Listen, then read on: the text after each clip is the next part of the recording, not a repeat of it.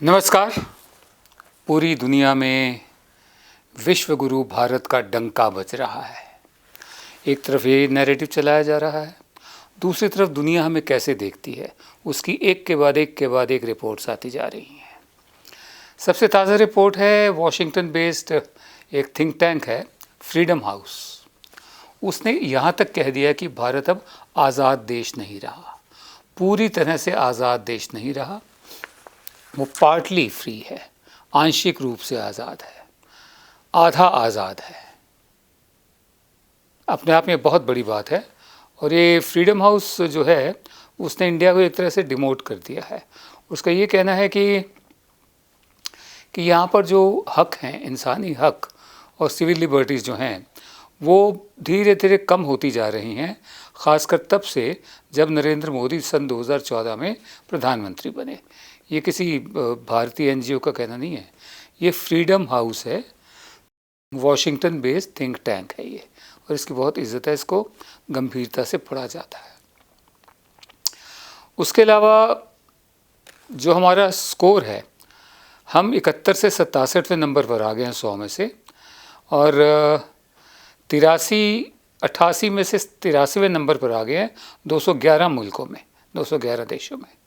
Freedom house का कहना है कि जो मोदी सरकार का हिंदू राष्ट्रवाद वाली सरकार है उसने बहुत ज़्यादा प्रेशर, दबाव डाल रखा है जो ह्यूमन राइट्स की ऑर्गेनाइजेशंस है, जो इंसानी अधिकारों की, उन पर बहुत ज़्यादा दबाव डाला है। उसके अलावा जो शिक्षाविद हैं, एकेडमिक्स, प्रोफेसर्स वगैरह, उन पर, जन पत्रकारों पर, और लिंचिंग वगैरह खासकर मुसलमानों पर जो माइनॉरिटी है। उनका ये कहना है, जो कुछ सवाल उन्होंने पूछे हैं, ये बहुत ही इंपॉर्टेंट सवाल हैं। एक है, are individuals free to express their personal views on political and other sensitive topics without fear of surveillance और रेट्रीब्यूशन। क्या जो नागरिक हैं यहाँ के, क्या उनको इतनी आज़ादी है कि अपने वो निजी विचार जाहिर कर सकें, चाहे वो राजनीतिक का विषय हों, चाहे और वो सेंसिटिव टॉपिक हों, बिना किसी मतलब जासूसी के डर से या सज़ा के डर से? क्या नागरिक ऐसा कर सकते हैं? रिपोर्ट का कहना है कि ये नहीं कर सकते ऐसा, और ऐसा इसलिए हुआ है क्योंकि राजद्रोह और दूसरे ऐसे चार्जेस अभी लगाए गए हैं कि जो जिन लोगों की आज़ाद आवाज़ है, बेबाक आवाज़ है, उसको दबाने के लिए। उसके बाद वो कहती है रिपोर्ट कि क्या आज़ादी है गैर सरकारी संस्थाओं के पास, ख़ासकर वो संस्थाएं जो इंसानी हुकूक, जो इंसानी हक हैं और सरकार से जुड़े काम हैं, उन पर सवाल उठा पाएँ, उनके पास क्या ऐसी आज़ादी है?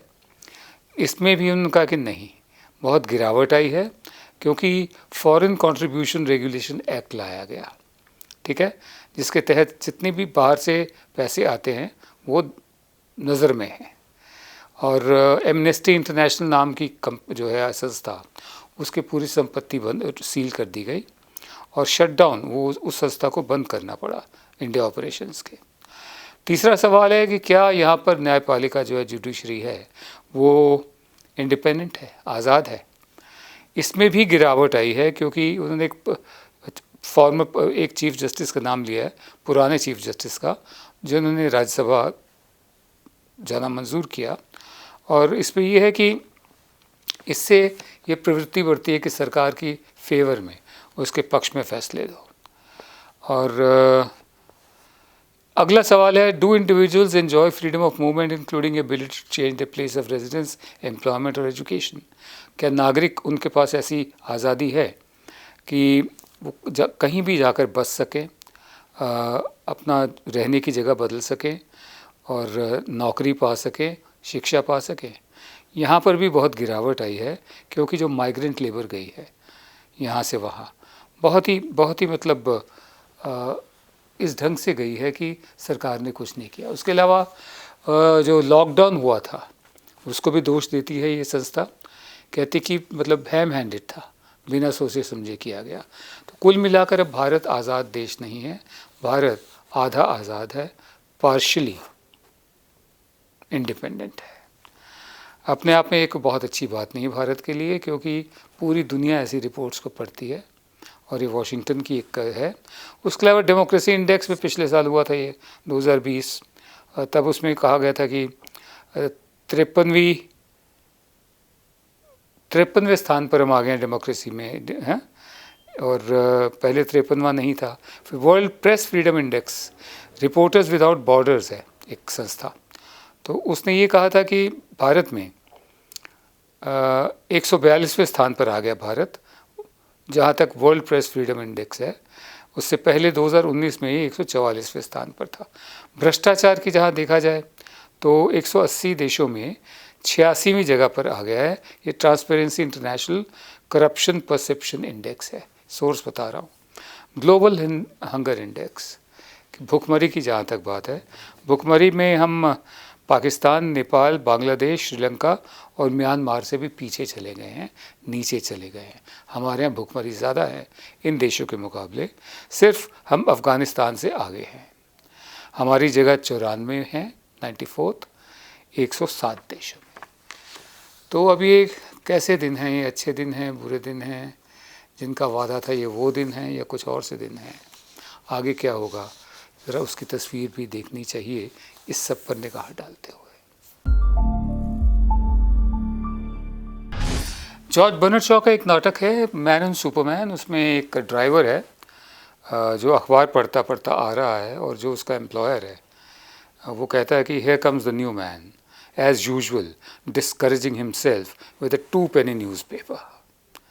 अब वो 2 penny न्यूज़पेपर का ज़माना तो नहीं रहा, अब social media, main stream media, एक पूरा भारत है जो सिर्फ इसी दुनिया में जीता है। जैसे कि भारत भारत नहीं है, भारत मीडिया है। नहीं, हम भारत का मीडिया हैं, हम भारत नहीं हैं। जहाँ पर इतना मतलब अंधेरा दिखता है कि जैसे मैंने अभी कुछ रिपोर्ट्स पढ़ी पूरी दुनिया की, वहीं पर आइलैंड्स, टापू, द्वीप हैं डेमोक्रेसी के, फ्रीडम के, आज़ादी के, वो बाय डिफ़ॉल्ट। इसमें हम सरकार को श्रेय नहीं दे सकते। मोहन गुरुस्वामी, उनका ये कहना है कि जो हमारी एडमिनिस्ट्रेशन है उसके जो नर्व एंड्स हैं सबसे नीचे वाले हिस्से, जिसका जनता से ताल्लुक़ होता है। हम बातें करते रहते हैं secretary to the government of India social media पर या मेन स्ट्रीम मीडिया पर, जॉइंट सेक्रेटरी, उनकी सीधा भर्ती हो रही है, पुलिस कमिश्नर, हम इससे कम बात नहीं करते। जबकि आम आदमी का जो सामना पड़ता है प्रशासन से, वो किसी कमिश्नर पुलिस से नहीं पड़ता, किसी secretary of government of India से नहीं पड़ता। तो मोहन गुरुस्वामी कहते हैं कि जो हमारे नर्व एंड से पब्लिक एडमिनिस्ट्रेशन के, वो लाखों गांवों तक नहीं पहुंचते।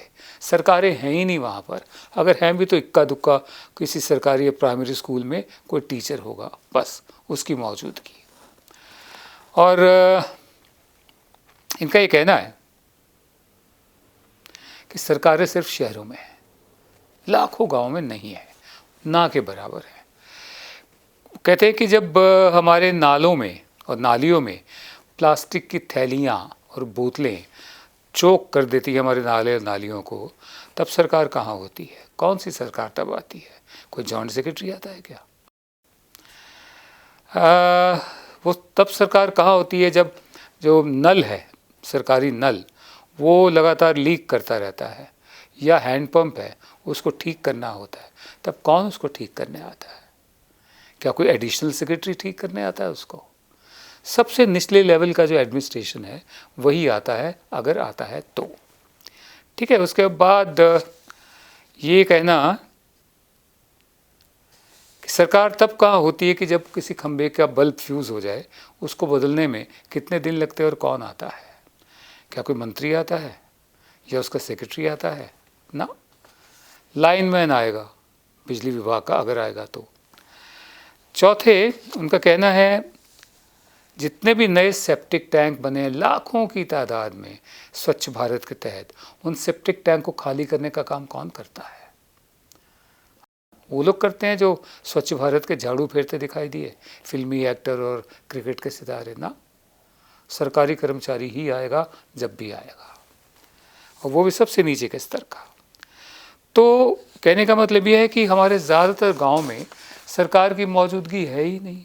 वहाँ तो डेमोक्रेसी है, एक तरह से अपने सिर पर जी रहे हैं। और ये सोच समझ कर ये नीति लगाई गई कि मतलब जो गांव के इलाके हैं उनको छोड़ दो, उनको अपनी ज़िंदगी जीने दो, उनकी अपनी खाप पंचायतें चलने दो, उनके अपने जो पारंपरिक तरीके हैं उनको चलने दो। बाकी जो शहर है वहाँ सरकार, और जो इलीट है अभिजात्य वर्ग, उसके लिए सब कुछ है।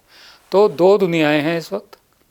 एक दुनिया तो ये है जो अपने आप को निराश, मायूस, हताश करती रहती है सोशल मीडिया देखकर, मेन स्ट्रीम मीडिया देखकर, अखबारें पढ़कर। और दूसरा ये दुनिया वो है करोड़ों की तादाद में जो गांव में बसते हैं, जहां सरकार पहुंचती ही नहीं है, पहुंचती भी है तो देर से पहुंचती है और सबसे निचले स्तर पर पहुंचती है। बहरहाल ये भी अपने आप में खुशी मनाने की बात है बाय डिफ़ॉल्ट कि ये डेमोक्रेसी के आइलैंड, लोकतंत्र के टापू हैं ये, जो इस वक्त चल रहे हैं इस देश में। रोज़ की तरह आज के शो का समापन भी एक कविता से। आज के हमारे शायर हैं जनाब फिराक गोरखपुरी साहब।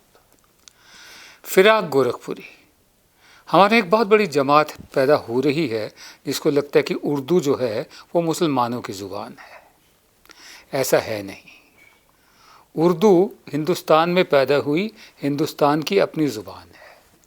कुछ लोग ये भी कह रहे थे कि मैं भारत क्यों नहीं कहता, हिंदुस्तान क्यों कहता हूँ। मैं तो भारत भी कहता हूँ, हिंदुस्तान भी कहता हूँ, क्योंकि सारे जहाँ से अच्छा हिंदुस्तान हमारा है। बहरहाल तो फिराक गोरखपुरी साहब का पूरा नाम है रघुपति सहाय फिराक गोरखपुरी। रघुपति सहाय फिराक गोरखपुरी नाम मैंने है इसलिए कहा क्योंकि नाम जिंदा रहता है, लोग चले जाते हैं। फिराक साहब भी कल 3 मार्च को उनको गए हुए, इस दुनिया से गए हुए 39 साल हो गए। कायदे से हमें उनकी कविता कल सुनानी चाहिए थी, हम भूल गए, माफ़ी चाहते हैं, आज सुना रहे हैं। फिराक साहब को कुछ चीज़ों का बहुत शौक़ था, उनकी निजी ज़िंदगी बहुत खुश नहीं रही थी। बहरहाल उन्हें एक तो शराब का शौक़ था, दूसरे उन्हें कलिया का शौक़ था। कलिया माने मटन करी कह लीजिए, मटन कोरमा कह लीजिए, एक ऐसा मटन कोरमा जो बहुत महंगा नहीं होता, जो रोज़ खाया जा सकता है। साथ ही में सूर्यकांत त्रिपाठी निराला, हिंदी के कवि, उनके दोस्त थे, उन्हें भी ये 2 शौक़ थे। अब निराला जी फक्कड़ किस्म के आदमी थे, पैसे की कमी होती थी, जबकि प्रोफेसर रघुपति साहब फिराक गोरखपुरी इलाहाबाद यूनिवर्सिटी में अंग्रेज़ी के प्रोफेसर थे, तो उनके पास पैसे होते थे। लिहाजा शाम को अमूमन अक्सर निराला जी और फिराक साहब बैठा करते थे, बातें होती थी, बहुत गर्मा गर्म बहस भी हो जाती थी, झगड़े भी हो जाते थे, लेकिन बहुत प्यार था एक दूसरे से। और निराला जी की एक बहुत मशहूर कविता है, बांधो ना नाव इस ठाव बंधु, पूछेगा सारा गांव बंधु। वो फिराक साहब की बहुत ही मनपसंद कविता थी, वो उसे ज़रूर सुनते थे। और जब झगड़े वगड़े सब कुछ हो गया, निराला जी के जाने का वक्त आता था, तो ये अपने घर से बाहर गेट तक उनको छोड़ने आते थे। निराला जी एक झोला लटकाए जा रहे होते थे और ये दूर तक उनको देखते रहते थे। फिराक साहब की कलम से कुछ निकला, मैं आपको सुनाता हूँ। बहुत लंबी है लेकिन मैं बीच बीच में सुनाऊंगा थोड़ी सी। अर्ज़ किया है, फिराक एक नई सूरत निकल तो सकती है, फिराक एक नई सूरत निकल तो सकती है, बकौल उस आँख के दुनिया बदल तो सकती है, बकौल उस आँख के दुनिया बदल तो सकती है। तेरे ख्याल को कुछ चुप सी लग गई वरना, तेरे ख्याल को कुछ चुप सी लग गई वरना, कहानियों से शबे गम बहल तो सकती है, कहानियों से शबे गम बहल तो सकती है। उरू से दहर चले खा के ठोकरे लेकिन, उरू से दहर चले खा के ठोकरे लेकिन, कदम कदम पे जवानी उबल तो सकती है, कदम कदम पे जवानी उबल तो सकती है। बुझे हुए नहीं इतने बुझे हुए दिल भी, बुझे हुए नहीं इतने बुझे हुए दिल भी, फसुर्दगी में उदासी में, फसुर्दगी में तबीयत मचल तो सकती है, फसुर्दगी में तबीयत मचल तो सकती है। आगे कहते हैं, कड़े हैं कोस, पहले कोस मील ये होते थे ना मेजर, अब किलोमीटर वगैरह होते हैं। कड़े हैं कोस बहुत मंजिल मोहब्बत के, कड़े हैं कोस बहुत मंजिले मोहब्बत के, मिले न छाँव, मिले न छाँव मगर धूप ढल तो सकती है, मिले न छाँव मगर धूप ढल तो सकती है।